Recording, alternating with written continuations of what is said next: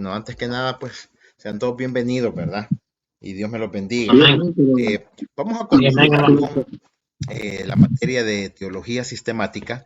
La clase pasada estábamos hablando, mis estimados, acerca de cuáles son las doctrinas generales o las principales doctrinas que la teología sistemática estudia. Hablábamos nosotros de la Biblia, los ángeles, de Dios, hablábamos del pecado de nuestro Señor Jesucristo, del Espíritu Santo, hablábamos del hombre compuesto como alma, cuerpo y espíritu, también tocamos temas de escatología, tocamos temas también de la doctrina de la iglesia y así sucesivamente pues íbamos viendo nosotros cómo es que eh, la teología sistemática abarcaba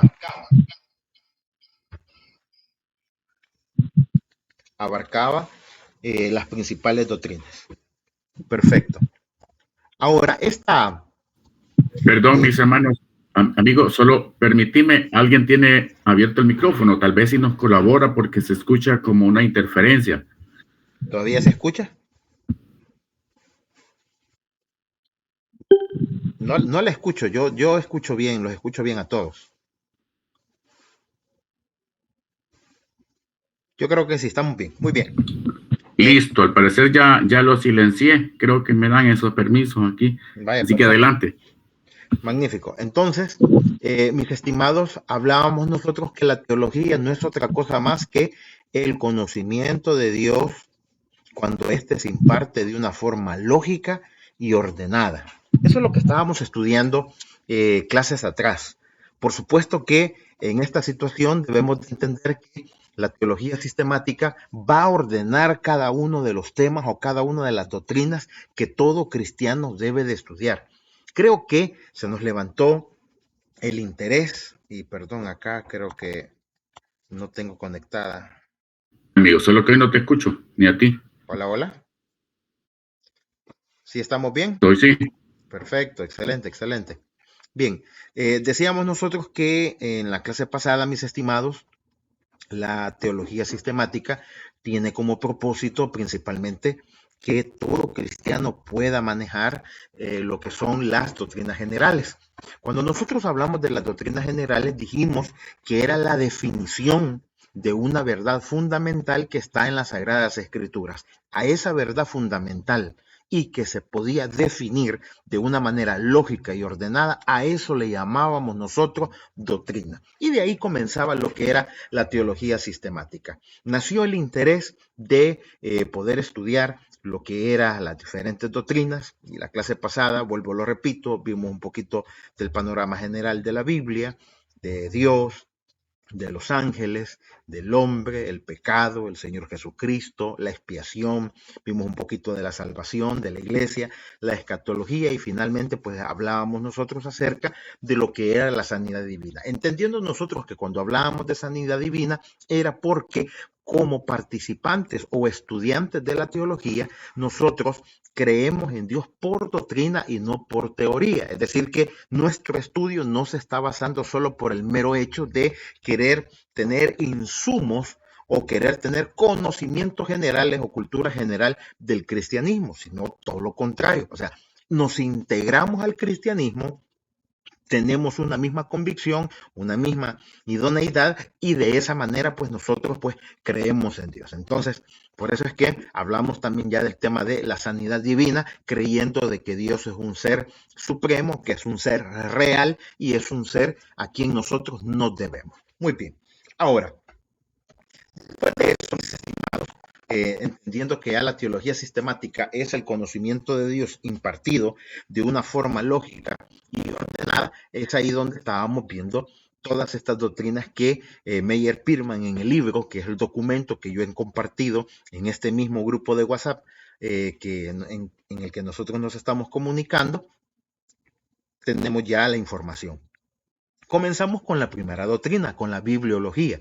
Todo cristiano debe de saber qué es la Biblia.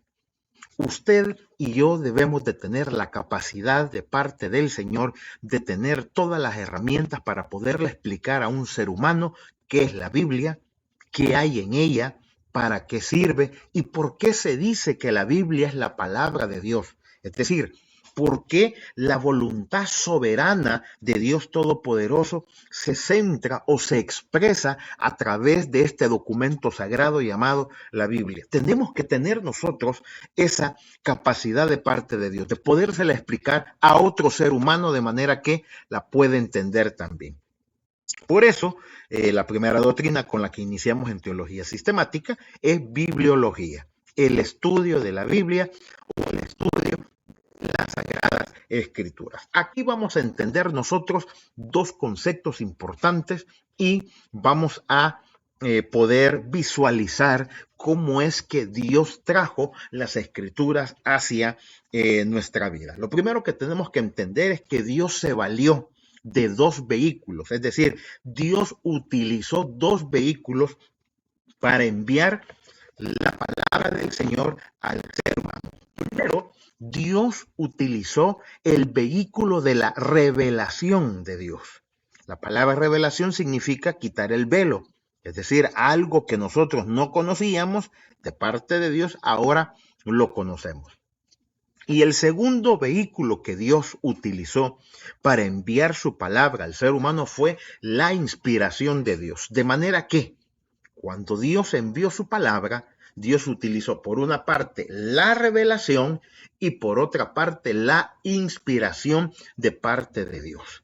Es decir, que la palabra de Dios por una parte es inspirada y por otra parte es revelada por el Señor.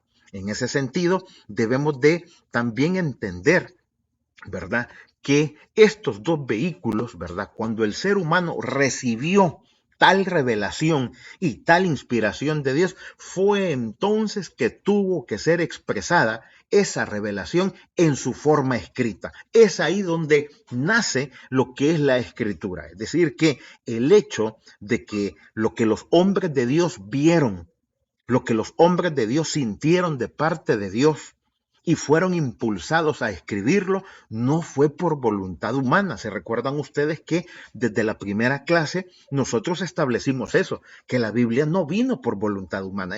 O sea, no es que yo la quise escribir, no es que yo quise acercarme a Dios, no, al contrario, ante la imposibilidad del ser humano de poderse acercar a Dios, para poder conocer de Dios, fue Dios el que se reveló al ser humano y fue Dios el que lo inspiró. De manera que cuando es inspirado y revelado, el ser humano tiene que hacer un acto de obediencia más. ¿Y qué es? Una vez que a Dios le ha hablado y una vez Dios le hizo sentir a los grandes hombres del Señor, a los escritores, tuvieron que expresar la revelación en su forma escrita. Ahí nace la escritura.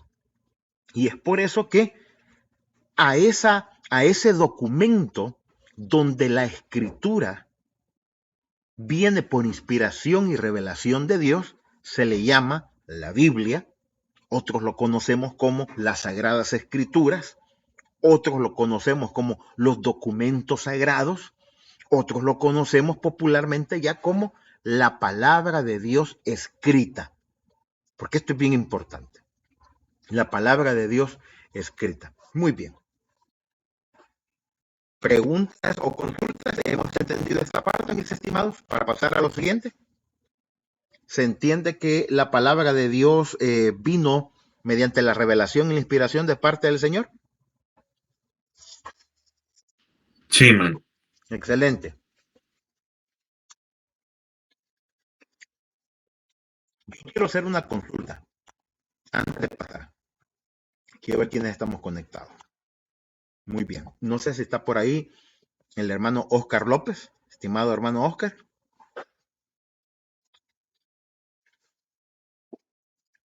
Estimado Oscar, manifiéstese, por favor. Hermano Manuel Escobar, lo tenemos por ahí. Amén, hermano. Estamos. Qué bueno. Yo quiero hacerles una pregunta. Amén, hermano. Gracias, hermano. Sí, amén. Gracias. Ahí siempre lo voy a estar llamando para estarles ahí tocando la atención. Vamos a ver. Sí, amén. ¿Qué entendemos nosotros por revelación? ¿Qué se nos viene a la mente? Siempre los vas a invocar.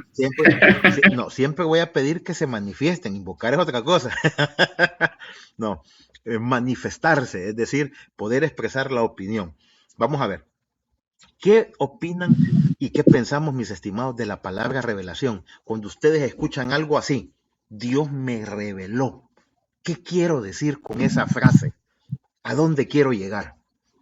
Opiniones, por favor. Vamos, adelante. De lo que hemos estudiado, mis estimados. Y recuérdense, por favor, tengan la confianza de poder expresarse. Todos estamos estudiando, todos estamos aprendiendo. No tenga pena, no se quede con la duda tampoco, no albergue miedos ni temores. Estamos en la familia del Señor, así de que exprésese tal cual. ¿Qué pensamos? ¿Qué es la revelación de Dios? ¿Qué se nos viene a la mente? Dios me les bendiga. Adelante, hermano Oscar. Amén. Hermano, yo cuando usted me dice ¿qué entendemos por revelación aquí? Lo que usted nos está dando a entender, dice la revelación de Dios, Apocalipsis, quitar el velo. Pues yo, cuando usted dice que entendemos como por revelación, quizás podría decirle, hermano, que como con el hermano Israel estamos hablando al principio, que uno predica, hermano, cuando predica agarra de aquí y de allá, y muchas veces pues no nos ha sido revelado. Cuando yo entiendo por revelación es algo que Dios me muestra de algo que yo no entendía, pero que ahora ya lo logro entender por medio del Espíritu Santo de Dios. ¿Alguien más, por favor? Opinemos acerca de revelación. ¿Qué es una revelación? Amén. Bueno, para mí yo pienso que revelación es, digamos, que hay veces son cosas que están ocultas y digamos que Dios las revela, ¿va?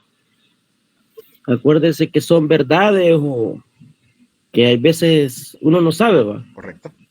Entonces el Espíritu Santo, digamos, lo revela. Correcto, muy bien. Correcto, muy bien. Ahora, estimado Fernando, ¿qué pudiéramos entender nosotros de la palabra revelación? Yo sé de que no es algo que comúnmente escuchamos, pero es importante que vayamos aterrizando con algunos conceptos para tener madurez y entender esta primera parte de la doctrina de la Biblia. Adelante. Amén, hermano, gracias. En sí, tal vez como una definición un poco simple sería la manifestación de una verdad oculta.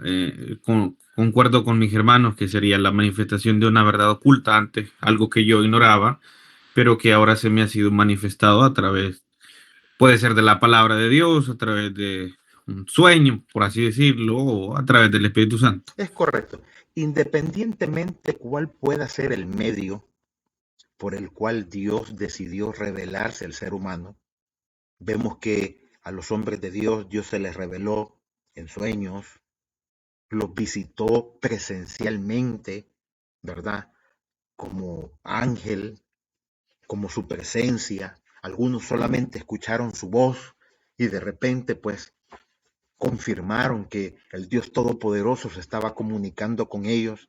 Otros como Samuel, ¿verdad? Dormidos estaban y escucharon sus nombres.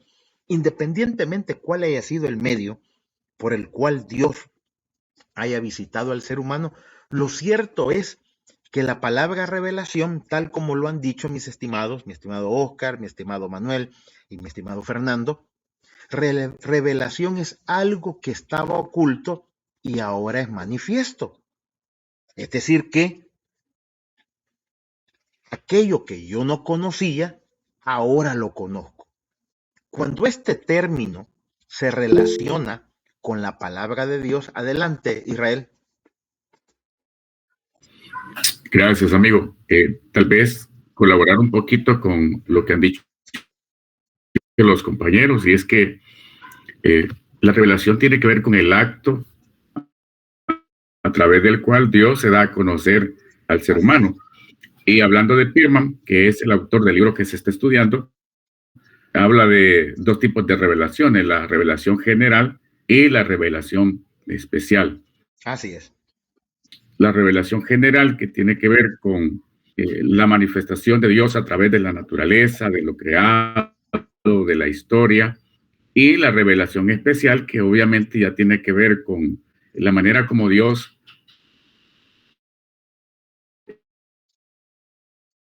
Ahí se te cortó un poquito. Entonces, un poquito acerca de eso que ya... Claro. Entonces, vamos a entender esto. ¿Qué es lo que el hombre no conocía? ¿No conocía acerca de la existencia de Dios? Yo creo que sí. Esa es parte de la revelación general. Inclusive allá en 1492, ¿verdad?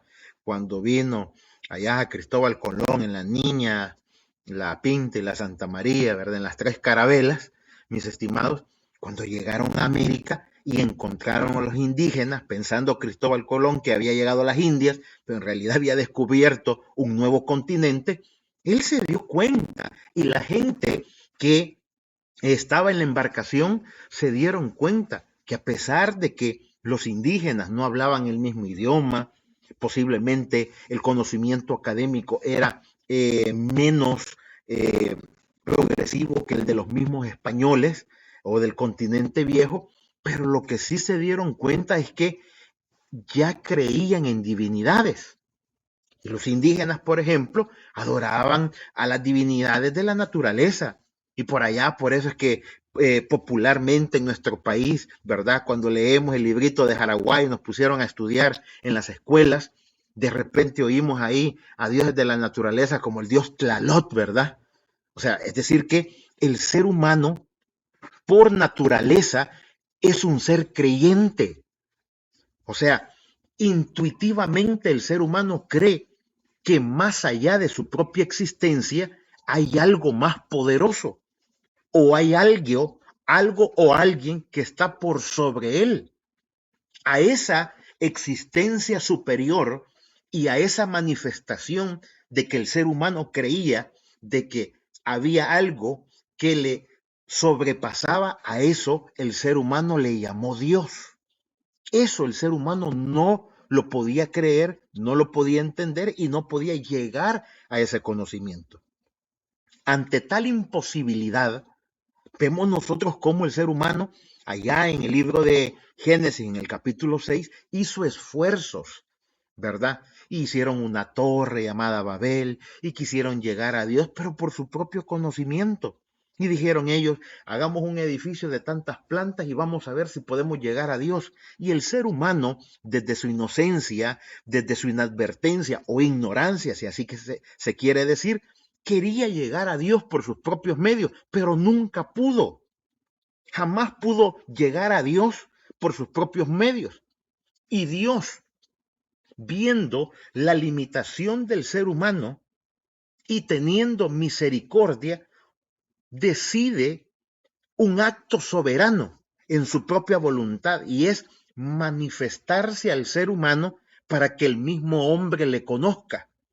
De tal manera que lo que primeramente fue intuitivo, y de repente el hombre miraba el sol, miraba la luna, miraba la naturaleza, miraba la lluvia, los rayos que caían y aquellas cosas como los volcanes cuando erupcionaban, que le hiciera creer que la vida era más que la misma del ser humano, que había algo más poderoso que él. Entonces Dios decide revelarse a sí mismo a la vida del ser humano. Y ahora, por eso se llama revelación. Es decir, yo y usted no conocíamos a Dios. Teníamos la noción de quién era Dios, que era poderoso. Pero como dijo Job, de oídas te había oído. Alguna noción teníamos nosotros. Y asimismo, al inicio de la civilización humana, alguna idea se tenía de un Dios todopoderoso, pero nunca se había manifestado a la humanidad. Hasta que Dios decide manifestarse en Adán, en Enoc, en los patriarcas, en Moisés, en Abraham, los primeros hombres que tuvieron un contacto directo con Dios. A esa manifestación particular en la que Dios visita al ser humano de forma individual se le llamó revelación especial. Y esa revelación especial tenía dos objetivos, son los dos vehículos. Por una parte, el hecho de que Dios le brinde al ser humano su conocimiento para que el ser humano entienda de su existencia y entienda de su voluntad. Y por otro lado, la inspiración de Dios, un segundo vehículo muy, pero muy interesante que Dios ha utilizado con el ser humano para enviar también su palabra. Los santos hombres de Dios se inspiraron a hablar.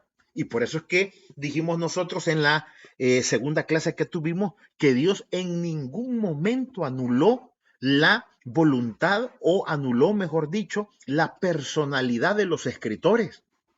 Dios utilizó el vocabulario de ellos, utilizó su estilo, utilizó su forma de hablar, utilizó sus competencias para poderse expresar.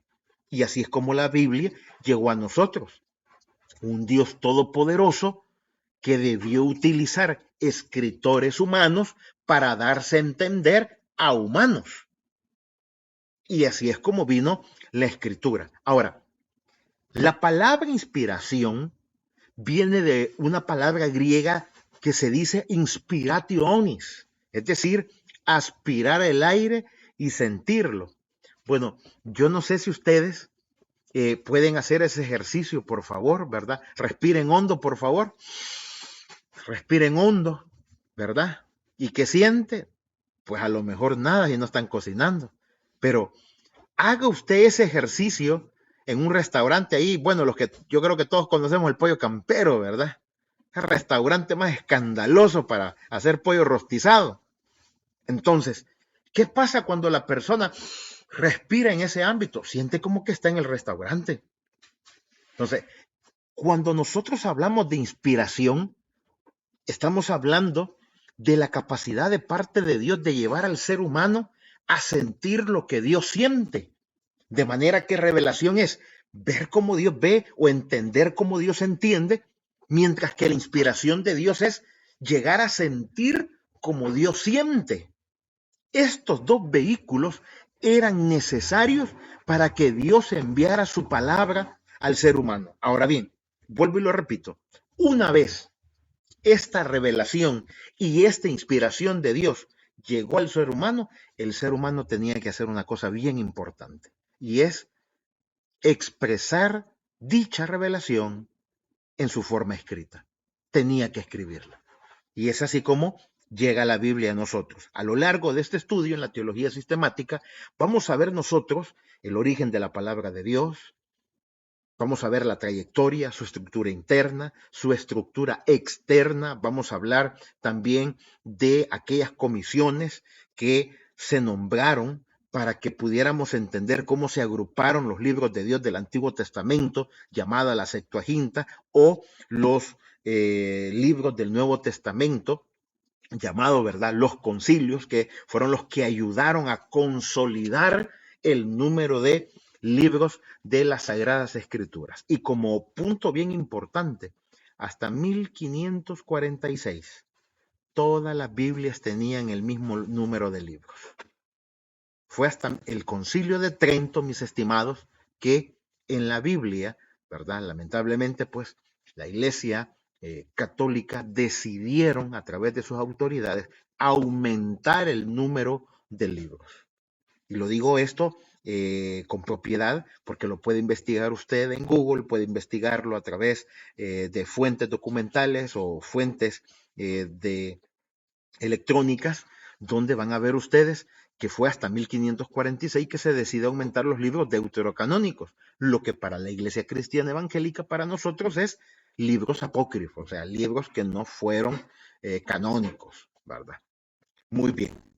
Vamos entonces un poquito, por favor, con este aspecto. Yo sé de que si yo me paro solo a hablar de la revelación y de la inspiración de Dios, pues creo que todavía nos alargamos una hora más o una hora y media más. Entonces, entramos ya de lleno con lo que es las escrituras.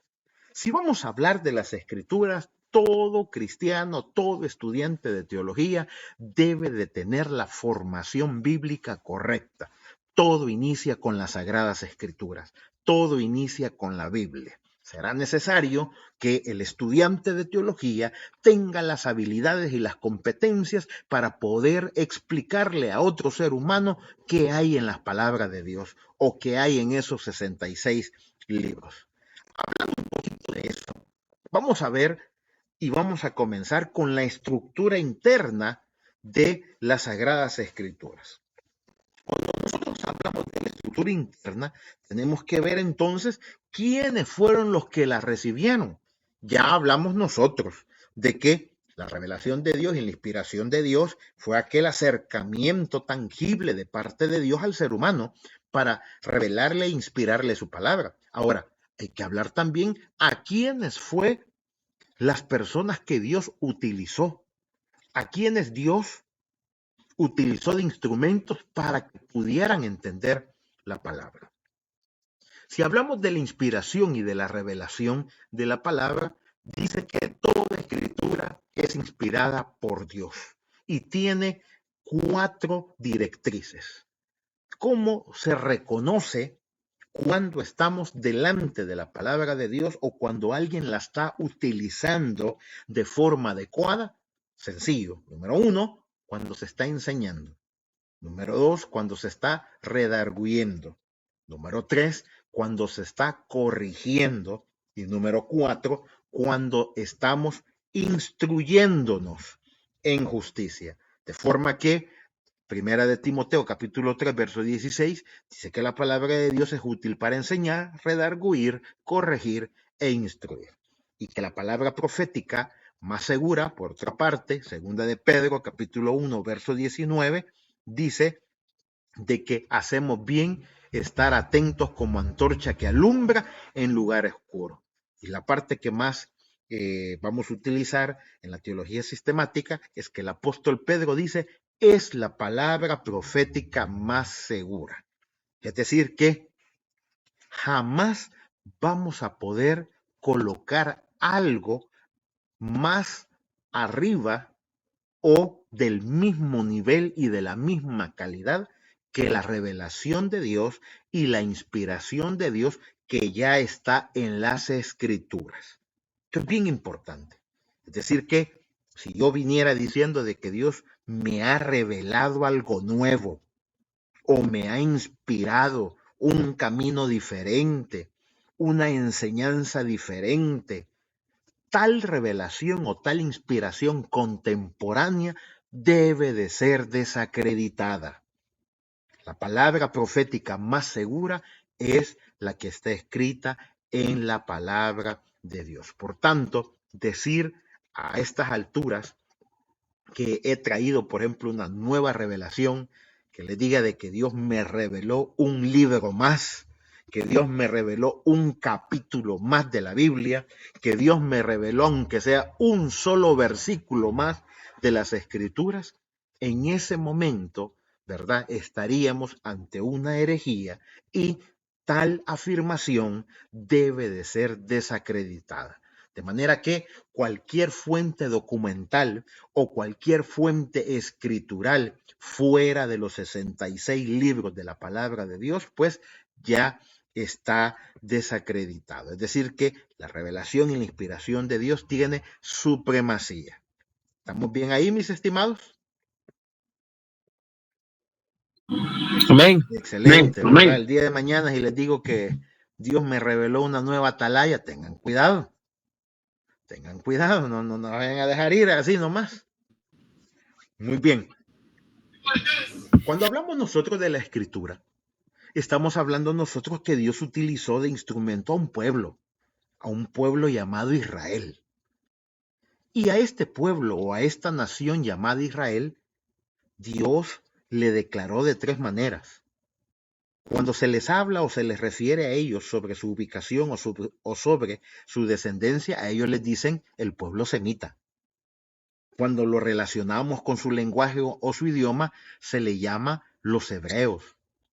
Cuando se les llama a ellos por su religión, entonces se les conoce como los judíos. La escritura, principalmente, mis estimados, fue escrito en 2 idiomas al inicio, en el hebreo y en el arameo. Casi que un 95% en hebreo y apenas un 5% en arameo. Y fue hasta el año 172 en adelante que se confirma que la Biblia por fin se traduce al griego. Por tanto, decir que los 3 idiomas principales con el cual la Biblia originó fue hebreo, arameo y griego es correcto. No estamos equivocados. Estamos haciendo una afirmación correcta. Ahora, todo inicia desde el primer versículo bíblico. Beruchit Elohim barak itzihah.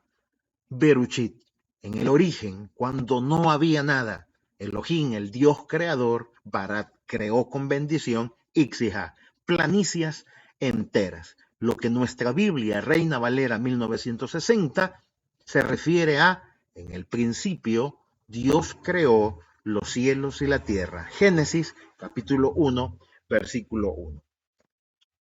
La Biblia, mis estimados, fue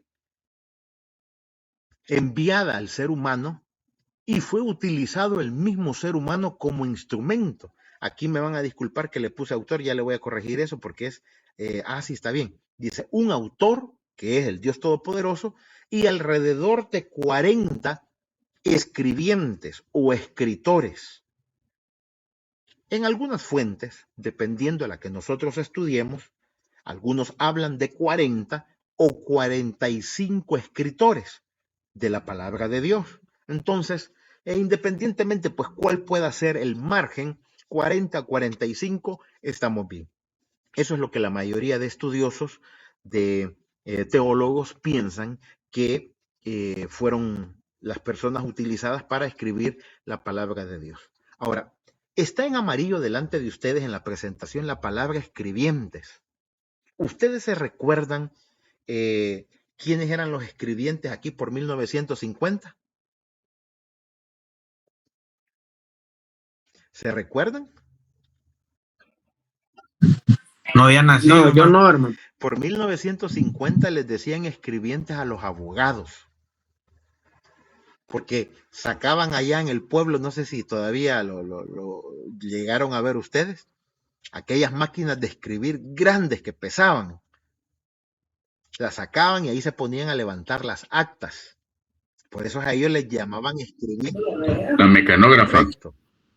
La máquina de escribir, ¿verdad? Aquella que estaba tecleando ahí, que eran golpes de martillo que le daban al papel, el documento de papel. Y si ustedes se recuerdan ustedes, fueron los abogados o los escribientes que utilizaban un tipo de papel diferente al que le llamaban el papel legal, o sea, el papel de los abogados o de los decretos o para hacer escrituras, que era el papel tamaño oficio, porque como se tenía que escribir mucho, entonces el papel tenía que ser más largo.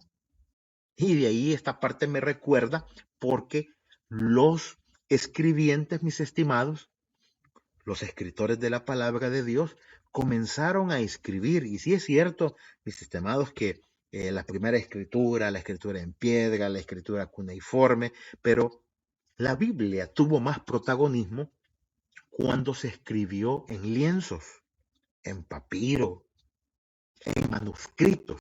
Y este último, la palabra manuscrito, que era un tipo de papel, un tipo de documento de cuero de cabra, generalmente, o cuero de vaca también, pero se utilizaba este tipo de cuero como material para escribir, y este era el que se enrollaba a manera de rollo o manuscrito. Por eso es que es importante nosotros que entendamos que al principio la Biblia no tenía capítulos, la Biblia no tenía versículos. Esto de que progresara capítulos y versículos fue a partir del año 1250 en adelante, cuando comenzaron las primeras Biblias en versículos bíblicos. Luego allá por 1560 se vio la primera Biblia con capítulos y versículos, que fue la Biblia de Ginebra, pero al inicio toda la escritura era del inicio hasta el final en un lienzo largo, en un manuscrito largo.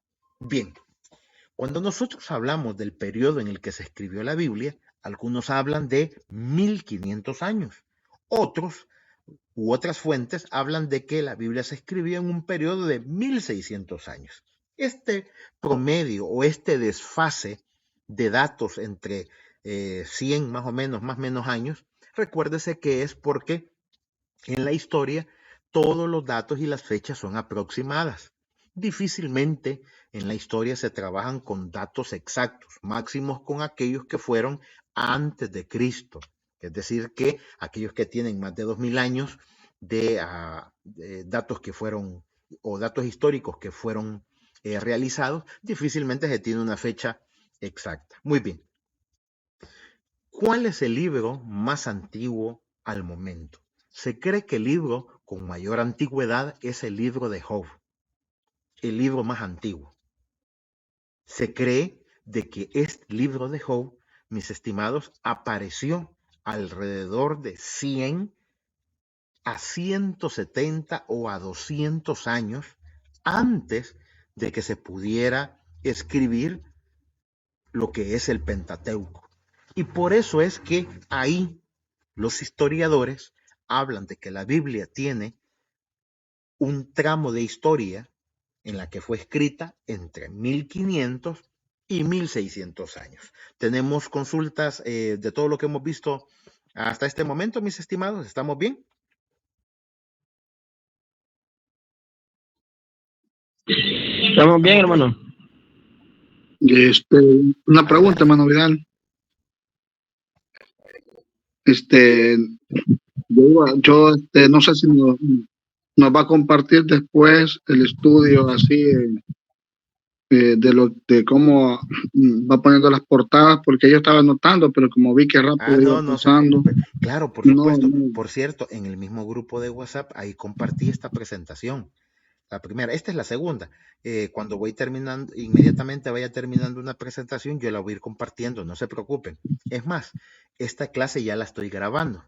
Entonces también les voy a dar a ustedes, mis estimados, la oportunidad de compartirles el link para que todos la tengamos. Así que tranquilos, no vayan a sufrir, ¿verdad? Por ello, al contrario, vamos a hacerlo bien. Lo vamos a hacer bien. Muchas gracias, hermano. Con el mayor de los gustos. Muy bien. Entonces, mis estimados, todo comienza con el aparecimiento de los primeros escritos bíblicos, es decir, con el Antiguo Testamento.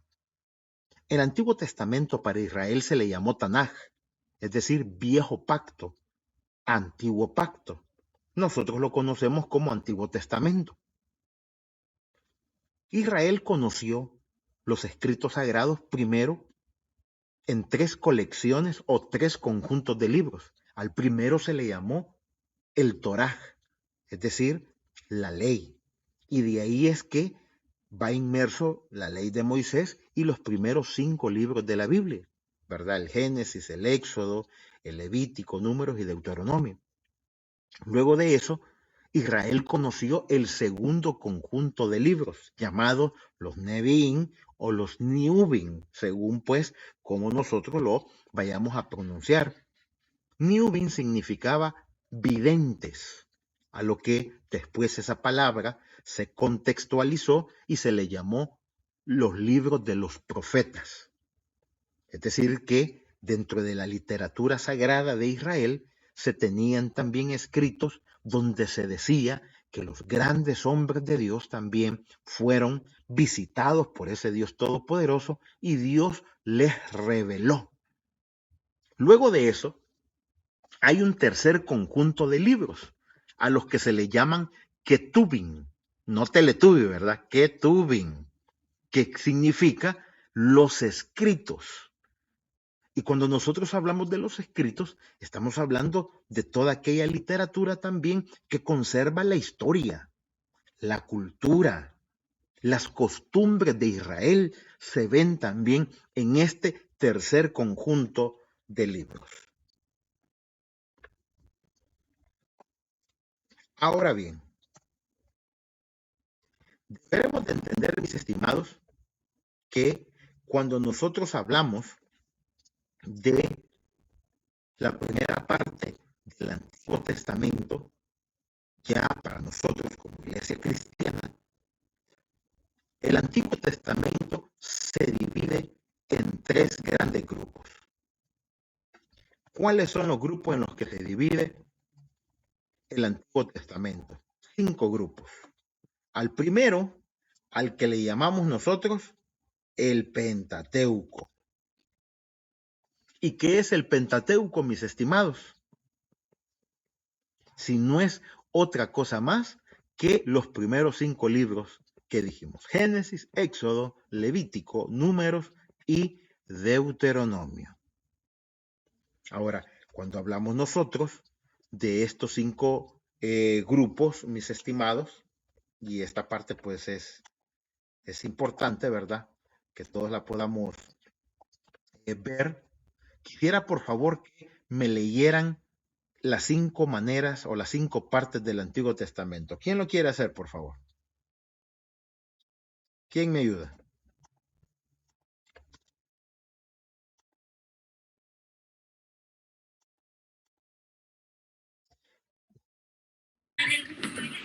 El Pentateuco, libros históricos, libros proféticos, profetas mayores y profetas Muy bien, muchas menores. gracias. ¿Cuántos libros tiene el Antiguo Testamento? Según lo vemos nosotros en la Biblia Reina Valera 1960. 39 libros. Perfecto, excelente. Ahora, cuando nosotros hablamos de la primera parte de los libros, nosotros estamos hablando de la ley de Moisés. Cuando nosotros hablamos de la ley de Moisés, tenemos que ver cuáles fueron las partes y cómo está dividida. Por ejemplo, esta parte no está en la presentación. Si gustan ustedes, la pueden anotar, ¿verdad? Vayan anotándolo porque vamos a ir comenzando de a poco. Es decir, que al inicio, así como mi hermano Daniel, pues ha tenido pues la disciplina, ¿verdad? De ir escribiendo, ir copiando lo que ve en la presentación. Yo lo voy a llevar también progresivamente, mis estimados, a que vayamos teniendo la disciplina de apuntar. A partir de este momento voy a dar algunos datos que no aparecen en la presentación. Es decir que, aunque yo les comparta la presentación, esta parte que les voy a explicar deberá usted de anotarla. Veamos. En el libro de Génesis, Génesis significa origen o principio. La Biblia, mis estimados, está escrita de manera sistemática y está ordenada de manera sistemática. Es decir que, aun cuando Génesis es el primer libro de nuestra Biblia, no por eso fue el primer libro escrito. ¿Se recuerdan cuál dijimos que era el libro más antiguo de la Biblia? El libro de Job, correcto. Entonces, si la Biblia estuviera ordenada cronológicamente, ¿cuál fuera el primer libro de la Biblia? Fuera Job. Pero la Biblia no está ordenada cronológicamente. La Biblia está ordenada sistemáticamente. Es decir, tiene un orden lógico para que el lector la pueda comprender. Por eso es que el libro más apropiado que debe de estar al inicio de la Biblia es aquel libro que habla del origen de las cosas. Y ese es el libro de Génesis. Por eso es que el libro de Génesis es el primer libro en la Biblia. Porque ese es el libro que habla del origen de las cosas. Y esa es la parte que tenemos que ir escribiendo. Por ejemplo, si yo quisiera estudiar panorámicamente el libro de Génesis, es tan sencillo como dividirlo en 2 partes. Cuando hablamos de la historia de los orígenes, es del capítulo 1 al capítulo 11. Esa es la primera parte, cómo vamos a estudiar el libro de Génesis. Del capítulo 1 al capítulo 11, la historia de los orígenes. Cómo Dios creó la tierra, cómo Dios creó los animales, cómo Dios creó al ser humano, cómo Dios permitió que se multiplicaran y se hicieran las civilizaciones. Vemos la historia del diluvio, vemos la historia de los nuevos asentamientos después del diluvio, hasta llegar al capítulo 11. Esa es la primera manera de estudiar el libro de Génesis. La otra parte que hay que estudiar es del capítulo 12 al capítulo 50, cuando ya se habla de la historia de los patriarcas. Ya en el capítulo 12 ya se oye un hombre llamado Abraham, al que se le dice después que ya no va a ser Abraham padre enaltecido, sino que ahora Abraham, con H, padre de multitudes. Entonces ahí vemos nosotros los primeros patriarcas. La historia de los patriarcas está del capítulo 12 al capítulo 50. Y esa es la mejor manera de poder estudiar el Génesis. ¿Dónde está la historia de las cosas? De los orígenes de las cosas, del 1 al 11. ¿Dónde está la historia de los patriarcas? Del capítulo 12 al capítulo 50. Muy bien, eso es una forma. ¿Se ha entendido bien, mis estimados hermanos, estimados estudiantes? ¿Cómo? No, hermano. hermano. Ahora, vamos a estudiar, acuérdese de que no estamos estudiando de fondo estos libros, porque esto lo vamos a ir viendo adelante. En la teología sistemática yo tengo que darles a ustedes el panorama general de la Biblia. Es decir, que vamos a ir viendo de a poco. En el libro de Éxodo, Éxodo significa salida o significa liberación. Este libro se puede estudiar en 3 partes. La primera sería, si tomamos en cuenta a Israel como objeto principal del estudio, sería Israel en Egipto, del capítulo 1 al capítulo 12. Toda la historia de Israel y cómo se convirtieron en esclavos en la tierra de Egipto. Luego podríamos hablar de Israel de Egipto hacia el Sinaí, en el desierto, que es del capítulo 12 al capítulo 18. Y vamos a ver ahí cómo es que Dios los sacó con mano poderosa y brazo extendido, los introdujo a través del mar muerto, pasaron el desierto y llegaron al monte Sinaí, donde tuvieron un contacto más cercano con Dios. Y es ahí donde se debe de estudiar la tercera parte de cómo estudiar el libro de Éxodo. Porque del capítulo 19 hasta el capítulo 40 vamos a ver cómo Dios le revela los mandamientos de Dios y construye el tabernáculo y les da la ley de Dios al pueblo de Israel. Entonces, vamos a hacer ese pequeño resumen nuevamente. ¿Cómo se estudia el libro de Éxodo? En 3 partes. Israel en Egipto, del capítulo 1 al capítulo 12. Israel de Egipto al Sinaí, del 12 al 18. Y cuando Israel recibe los mandamientos, la ley de Dios y la construcción del tabernáculo de reunión, del 19 al capítulo 40. Y con eso estamos terminando lo que es el libro de Éxodo. Eso es una bonita manera de poderlo estudiar. Ya sabe que si alguien se queda, me dice que le repita o podemos explicar un poquito más del tema, ya saben. Ahí ustedes váyanme parando, ¿verdad? Si sienten que de repente pues voy un poquito rápido, así como me dijo el hermano Daniel, ¿verdad? Que iba muy acelerado, ¿verdad? Y ahí díganme ustedes, métale freno, por favor, vayamos estudiándolo despacio, porque lo importante, mis estimados, la intención que tenemos con el hermano Israel no es quererlos a ustedes sorprender con el conocimiento, no, al contrario, sino que nos preparemos. Es decir, que fortalezcamos los conocimientos cristianos que ya tenemos y a partir de eso, pues, vayamos robusteciendo esos conocimientos para que los vayamos utilizando para un bien mayor. Bien, no sé si hay consultas o preguntas, mis estimados, en este momento. ¿Preguntas o consultas? Vamos bien. Sí, hermano, perdón, la tercera parte del libro de Éxodo no la Correcto. anoté. Es Israel recibiendo, número 1, la revelación de los mandamientos. O el decálogo de Dios, ¿verdad? El Éxodo 25 en adelante, ¿verdad? Eso es uno, por una parte.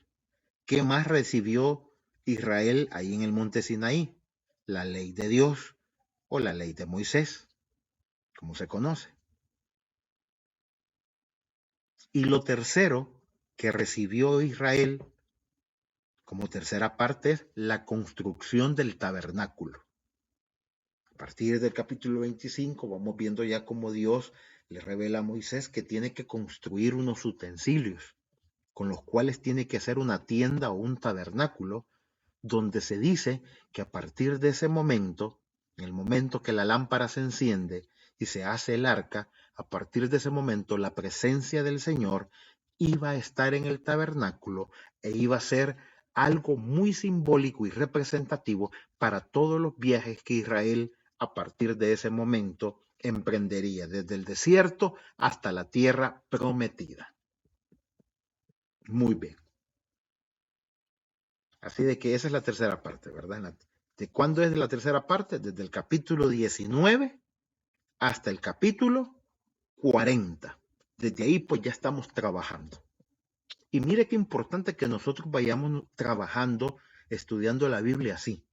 O sea, hoy sí la estamos viendo desde el inicio, vamos por partes, panorámicamente, pero vamos bien y despacio. Muy bien. No sé si ha quedado claro, mis estimados. ¿Puedo continuar?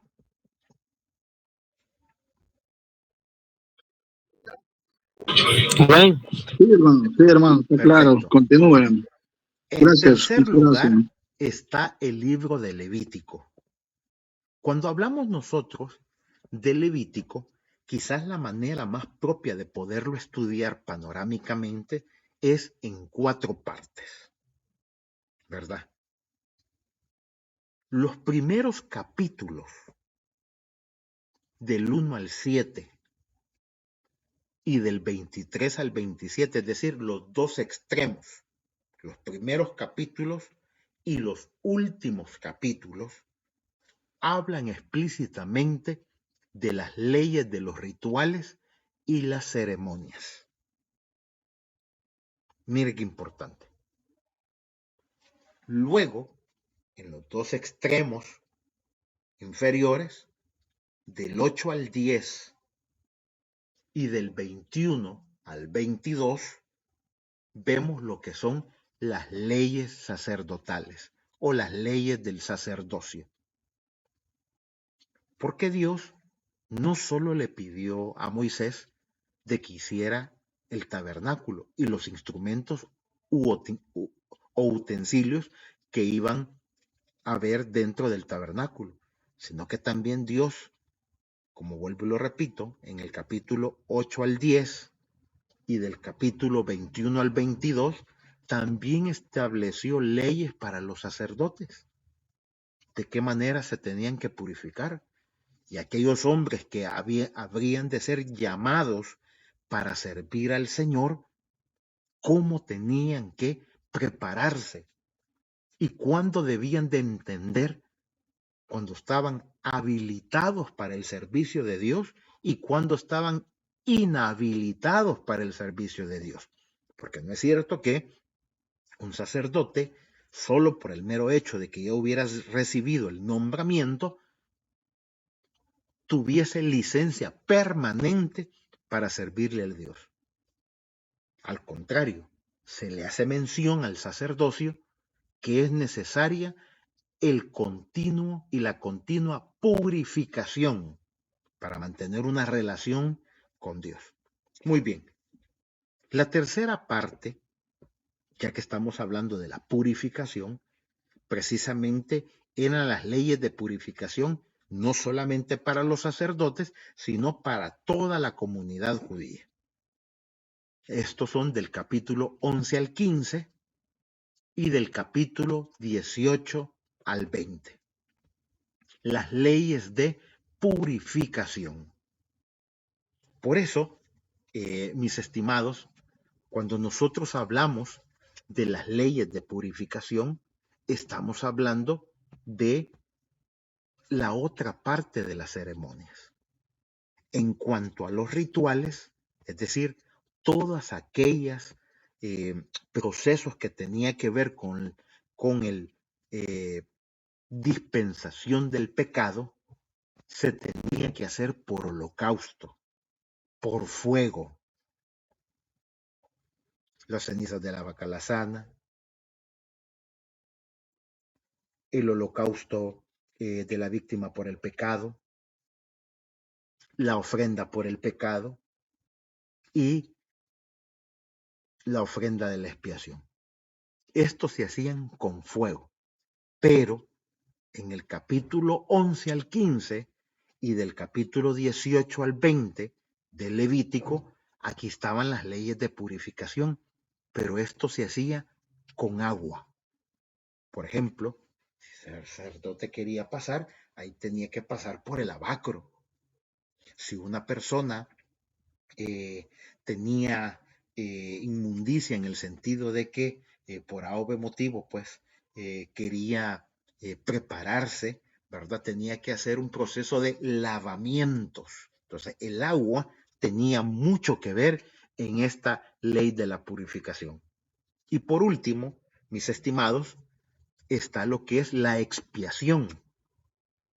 En el capítulo 16 y en el capítulo 17, al centro, los dos capítulos centrales del libro de Levítico se refieren al hecho de poder expiar el pecado ya no solamente de una persona, ya no solamente de una familia, sino que la ofrenda de expiación era una ofrenda que se hacía en fuego en el altar de bronce, se quemaba la víctima, ¿verdad? El cordero, pero ahora esta ofrenda era por expiación de todo el pecado de la nación durante un año. Era la única ofrenda que quitaba el pecado del pueblo, o sea, de manera general. Si yo llegaba con una vaca, si yo llegaba con un buey, si yo llegaba con una oveja, o sea, lo más que podía hacer era expiar mi pecado personal y si al caso el pecado de mi familia. Pero para expiar el pecado de todo el pueblo de Israel era necesario la ofrenda de la expiación. Es decir, que una víctima, un cordero, fuera sacrificado también en ese sentido. Muy bien. Ya casi vamos llegando, ¿verdad? Les debo los minutitos que falté con ustedes. Libro de Números. Si vamos a hablar del libro de Números, quizás acá hay que dividir el libro, para entenderlo panorámicamente, en tres partes. La primera parte tiene que ser la salida de Israel del Sinaí. Allá en Éxodo nosotros estudiamos cuando Israel salió de Egipto y llegaron a Sinaí. Y luego del capítulo 19 al 40, pues hablan de todo lo que recibieron en el monte Sinaí. Pero hay una segunda parte, y esa segunda parte se cuenta en el libro de Números, cuando ya Israel sale del monte Sinaí, una vez que ya ha tenido la ley de Moisés, el decálogo de Dios, ya reciben el mandamiento de construir el tabernáculo, ahora es necesario salir. Y comienzan a viajar en el desierto. Y de ahí es donde vamos a ver que Dios los prepara para la tierra prometida. Entonces, las tres maneras o las tres partes para estudiar el libro de Levítico será: Israel sale del monte Sinaí, del capítulo 1 al capítulo 10. Esa es la mejor manera de poderlo entender. ¿Cómo vamos a entender esta segunda parte? Segunda parte para estudiar el libro de Levítico, cuando ya Israel está viajando en el desierto, del capítulo 11 al capítulo 21. Acá ya vemos nosotros todas las pruebas, los vejámenes, las quejas y toda la consternación que el pueblo de Israel tuvo para con Dios cuando viajaron en el desierto. Y por último, la tercera parte con la que vamos a estudiar el libro de Números ha de ser la preparación hacia la tierra prometida, que es del capítulo 22 al capítulo 36. Muy bien.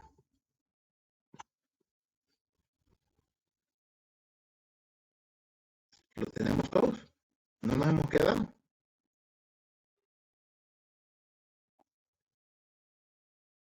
¿Correcto? Muy bien.